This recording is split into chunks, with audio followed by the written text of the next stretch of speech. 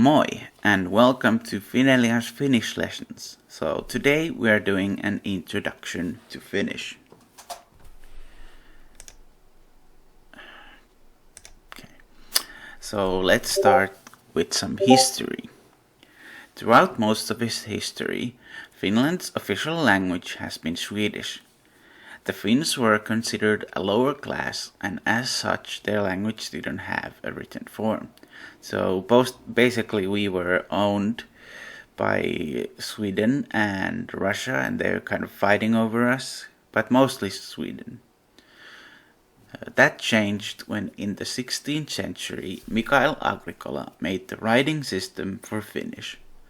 Modern Finnish began to form in the 19th century by the work of such great men as Johann Wilhelm Snellman, who led the effort to make Finnish into a proper language, and Elias Lönnrot, who expanded the vocabulary and created Finnish national epic, the Kalevala. By the end of the century, Finnish had become a language of administration, journalism, literature, and science. And not soon after, in 1917, we got our independence. So at the time we were under Russia, and then the First World War came, and they were too busy to boss us around, so we took our opportunity and became independent. To this day, Finnish continues to grow and evolve with many forms of colloquial Finnish, slang, and dialects to accompany the formal one. So many of you probably know colloquial Finnish, and that's what we mostly speak instead of the formal one. And it's like we alter the words to make them easier to pronounce and shorter, usually. Then there's slang and dialects are also. Well, slang, I don't know. I don't know any other slangs except the what do you call it, the Helsinki one. And there's dialects. There's dialects in literally every part of Finland, like every county. No, it's a province. Yeah. Okay, so let's see some general mechanics. Finnish is part of the Finnic language group, which is part of the Uralic language family. It's related to Estonian and Hungarian. It's also related to a lot of smaller languages that are barely spoken anymore, but those two are the two big languages that it's related to. The Finnish language has been influenced by several other languages, most notably Swedish, German, Latin, and English. This can be observed in the many loan words of Finnish. So, because Finnish was constructed and not formed naturally, the creators of Finnish took many influences from other languages. Finnish is a very uniform language. All the letters are pronounced the same way. The only exception is the ng sound. We'll get to the ng sound down there.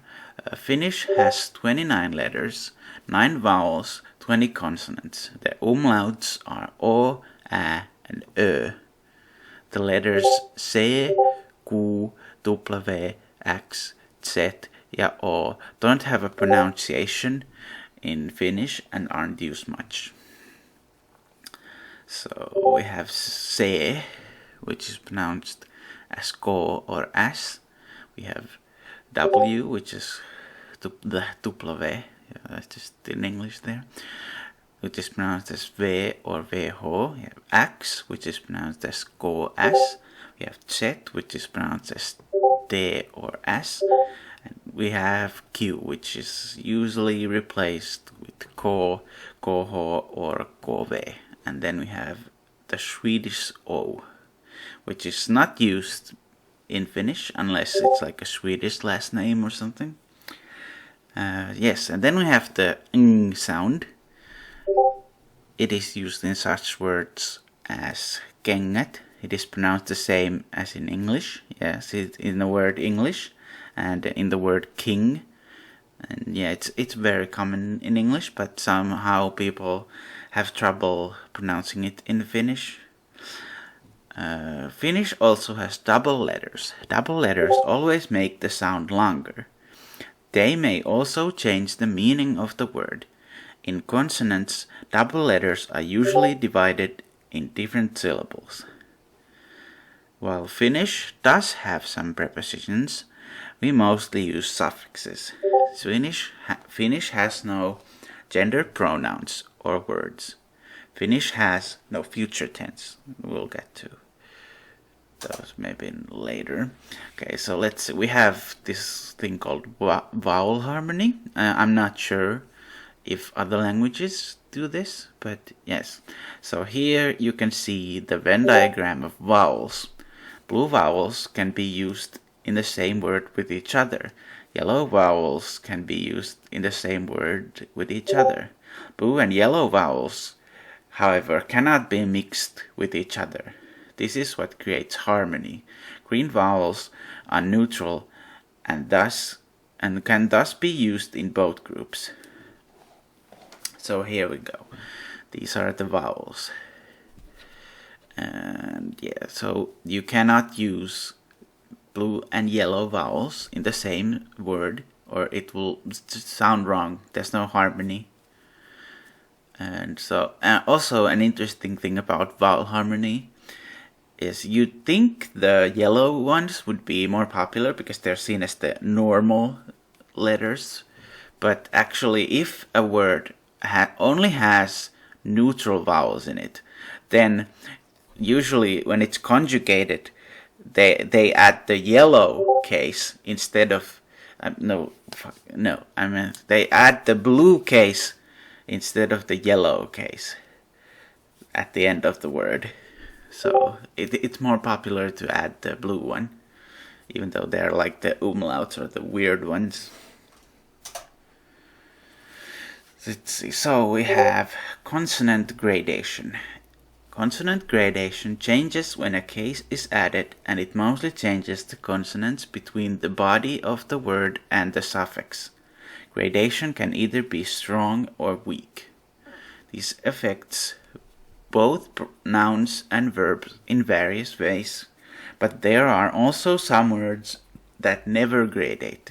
The consonants can be single, double, or a specific mix. The purpose of gradation is just like the uniformity and vowel harmony, to make the language easy to pronounce and sound good. So gradation is probably hard, at least for beginners, to understand. But yeah, I hope this helps. Let's see. Oh yeah, then we have the IPA.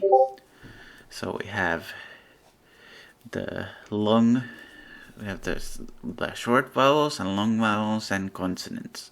And then we have how the letters are pronounced. So let's see, we have a, b, d, e, f, g,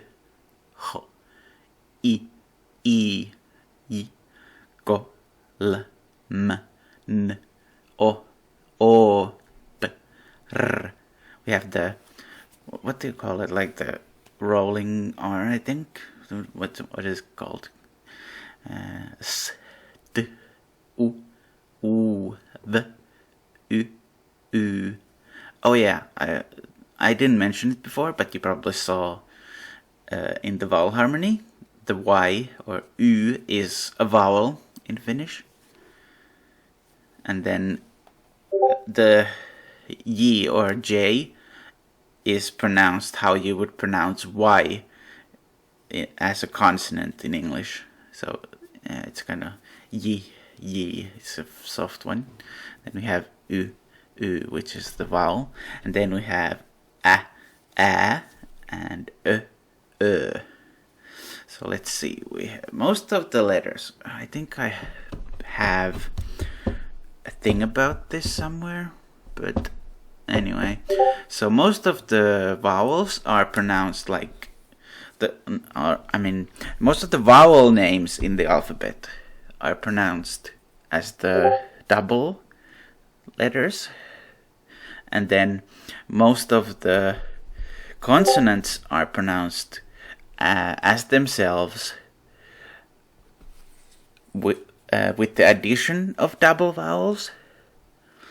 So let's see what we have here. So the letter A is A, the letter B is B, the letter C is C, the letter D is D, the letter E is E.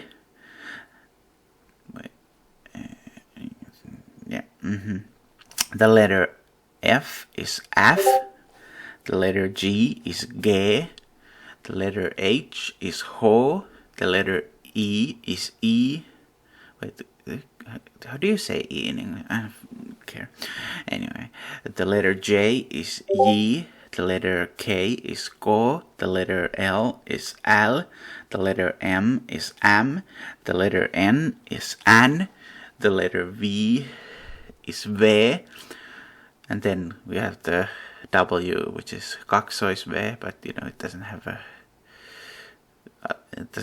a name other than that. Then we have the X, or the X. The X is pronounced X, and then we have the letter Y, which is U, and then we have the Z, or the Z, which is Z. We like is that like the Canadian and English pronunciation? Because I don't know. Do only Americans say Z? Correct me if I'm wrong on that. And then we have the Swedish O, which we just pronounce as O, maybe. I mean, I think it's not the same O sound as the regular O. It's different, but we just pronounce it as O anyway, because we don't use it in Finnish. And then we have A, the first umlaut, which is the A with the dots, and then we have O with the dots, which is Ö. Let's see what we have next. Oh yes, word classes and sentence structure. So first group is nominals, and they are conjugated with the infamous 16 cases. Of course, we don't use all of the 16. Did I say 16? I meant to say 15. Anyway, we don't use all of the cases. Some of them are never used, some of them are rarely used, and we just usually use a couple of them and like replace the others with the ones that we use the most, if that makes sense. So yeah, the nominals are nouns, adjectives, pronouns, and numerals. And then the second group we have here is verbs. So we have the 7 persons. Of course, we don't have... well, anyway, you wouldn't... Even though you have... Well, anyway, let's get on with it. So, yeah, the 7th person is the neutral one. So there's... So, we don't say like... How would you say? You say like them or him or her or something like that when you don't know who is doing the thing. So instead we have a neutral person. And then we have the 4 tenses, which are the present, the past, and then the other pasts. We don't have a future. Let's see. And then the third group is adpositions, adverbs, and particles, which do not conjugate or only partly conjugate. Yes, and then we'll get to that in a future video, what those are. But I'm sure most of you know. Anyway, the sentence structure is quite free. Words don't have to be in a certain order because their purpose can be determined from conjugation. The most common sentence structure is SVO, or subject, verb, object, which in Finnish would be subjektiivi, verbi, or objektiivi. So it's pretty much the same, just with the suffixes at the end, which is usually how we we just add an I to the end of an English word, and then it becomes Finnish. So that's called a loan word. Okay, so that's it for this time. Yeah, that's it for this time.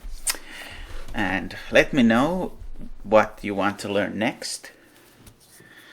Leave it in the comments, and goodbye.